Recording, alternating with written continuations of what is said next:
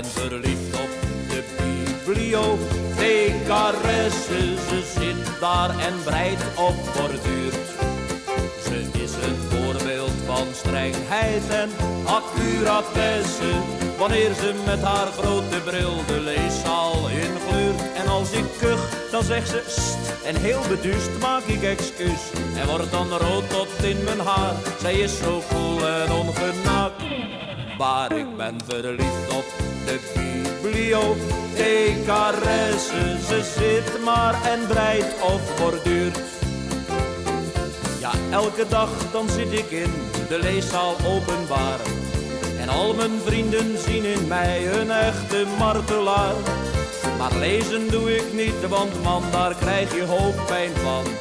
Ik staar maar naar de balie, want daar zit mijn streekroman.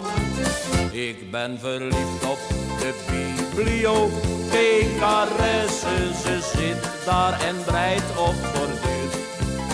Ze is een voorbeeld van strengheid en accuratesse. Wanneer ze met haar grote bril de leeszaal ingluurt. En als ik kuch, dan zegt ze sst. En heel beduust maak ik excuus. En wordt dan rood tot in mijn haar. Zij is zo cool en ongenaakt.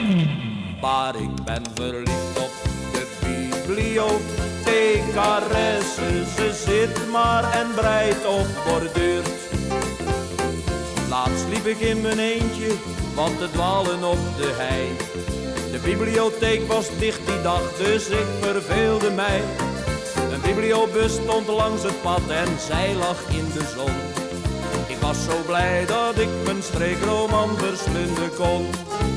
Ik ben verliefd op de bibliothecaresse. Ze zit daar en breidt of borduurt.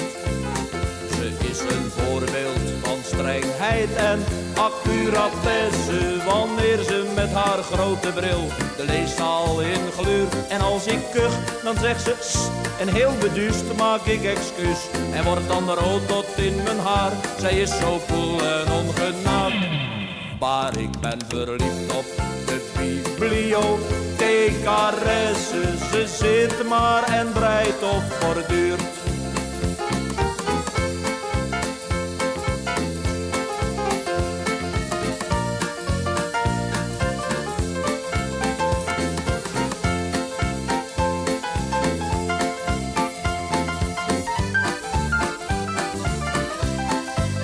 En als ik kuch, dan zegt ze sst.